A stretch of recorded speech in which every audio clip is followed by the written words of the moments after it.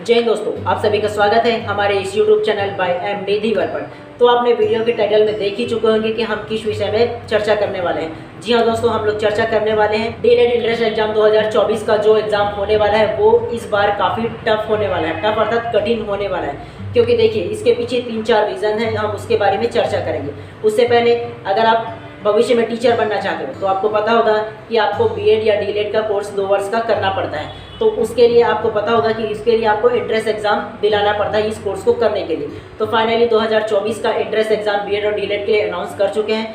7 मार्च से 7 अप्रैल तक की 1 महीने का आपको टाइम दिया गया है। अगर आपने अभी तक के फॉर्म फिल नहीं किए होंगे तो जल्दी से जाइए फॉर्म फिल कर दीजिए और आपके मनपसंद का जो भी जिला है वहाँ एंट्रेंस एग्जाम आप दिला सकते हो। तो दिलाने से पहले, अब एंट्रेंस एग्जाम जो है वो दिलाने से पहले आपको एक बात बता दूं कि यह एग्ज़ाम जो होने वाला है वो काफ़ी ज़्यादा टफ होने वाला है। पिछले बार की तरह सरल आने वाला बिल्कुल भी नहीं है।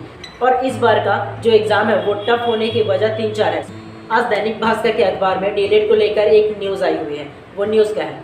वो न्यूज़ ये है कि पिछले साल की तुलना में डीएलएड एंट्रेंस एग्जाम को लेकर जितने लोगों ने फॉर्म फिल करते हैं उससे 40 गुना ज़्यादा लोगों ने इस बार 2024 डीएलएड एग्जाम एंट्रेंस एग्जाम का फॉर्म फिल किया है। तो इसका मतलब एक यही होता है कि इस बार का जो एग्ज़ाम का जो पैटर्न होता है वो थोड़े से टफ होने वाला है, क्योंकि सीट तो सीमित ही है। जितने सीट होते हैं उतने ही है। लोग भले ज़्यादा बढ़ सकते हैं लेकिन सीट तो उतने ही होगा। तो एग्ज़ाम का जो पैटर्न है वो थोड़ा सा आपको टफ देखने को मिल सकता है। उसके अलावा अब बात करते हैं कि जो डीएलएड एंट्रेंस एग्ज़ाम है इस बार टफ या कठिन क्यों होने वाला है।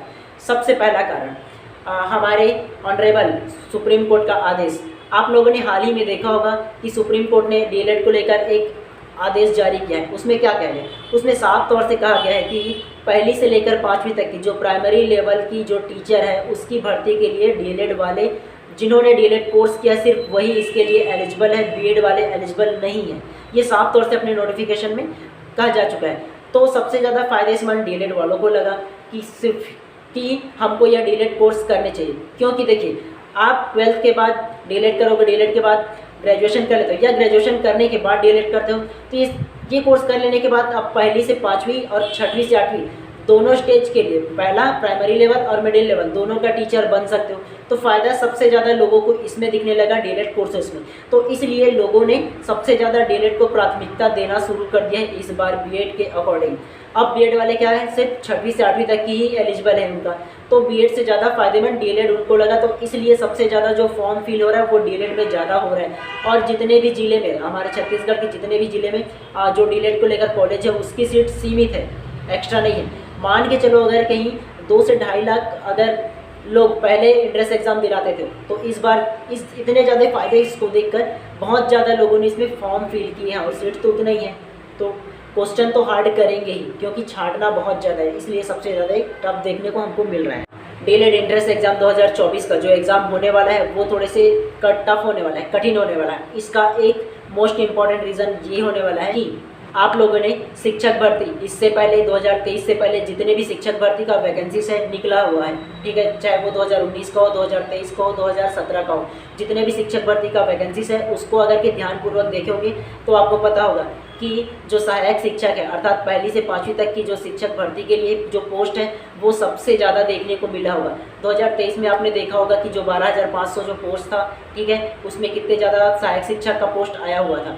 उसके अलावा अभी हाल ही में आप लोग सुन रहे होंगे कि 2024 में जो वैकेंसीज आने वाली है शिक्षक भर्ती का वो 33,000 लगभग आने वाली है, ठीक है। उसमें एक नोटिफिकेशन आप लोगों ने देखा ही होगा कि उसमें लगभग 19,000 के आसपास जो पोस्ट है वो आप लोगों ने देखा होगा कि सहायक शिक्षक के लिए अलग से है। उसके अलावा फिर लेक्चरर के लिए और मिडिल स्कूल के लिए जो अलग अलग शिक्षक है वो अलग है, लेकिन 19,000 तो आप लोगों ने सहायक शिक्षक अर्थात पहली से 5वीं तक ही देखे होंगे।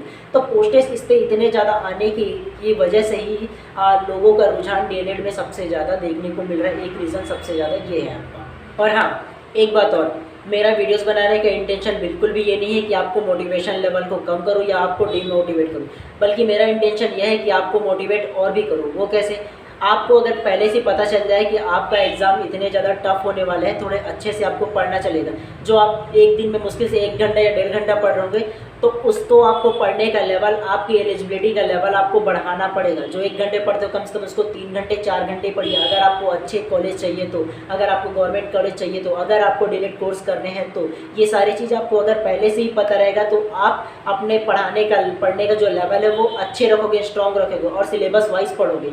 जो सारी बातें हैं वो आपके जो पढ़ने का जो रास्ते हैं उसको आसान बनाएगा। ठीक है, ये सारी चीज़ आपको अगर कि पहले से पता होगा तो आप अच्छे से और एक बढ़िया सा पढ़ाई कर सकते हो। और हाँ, जितने लोगों ने भी डीएलएड का एंट्रेंस एग्जाम 2024 का फॉर्म फिल कर चुके हो, उन सभी को हमारी तरफ से ऑल द बेस्ट। अगर आप 1 घंटे पढ़ रहे हो तो 2 घंटे 3 घंटे ज़्यादा से पढ़िए और अच्छे से एग्ज़ाम को दिला करके आइए। अगर आप फॉर्म को फिल नहीं किया हो तो जल्दी से फॉर्म फिल कर दीजिए। अगर आपको मनपसंद ज़िला नहीं मिलेगा तो फिर आपको दूसरे ज़िले में जाकर एग्ज़ाम दिलाना पड़ सकता है, तो इसलिए जल्दी फॉर्म फिल कर दीजिए और अपने मनपसंद का जो भी डिस्ट्रिक्ट है वहाँ एग्ज़ाम दिला सकते हैं। और अच्छे से एग्ज़ाम दिलाना हमारी तरफ से आप सभी प्रतिभागियों को ऑल द बेस्ट। और हाँ, सबसे इम्पॉर्टेंट बात, आपको किस प्रकार से तैयारी करनी चाहिए। आप कोई सा भी बुक ले लो, उसमें नो डाउट सब बुक अच्छे रहते हैं, कोई भी बुरी बुक नहीं होती। लेकिन सबसे पहली बात यह है कि आप सिलेबस को देख के ही पढ़िएगा।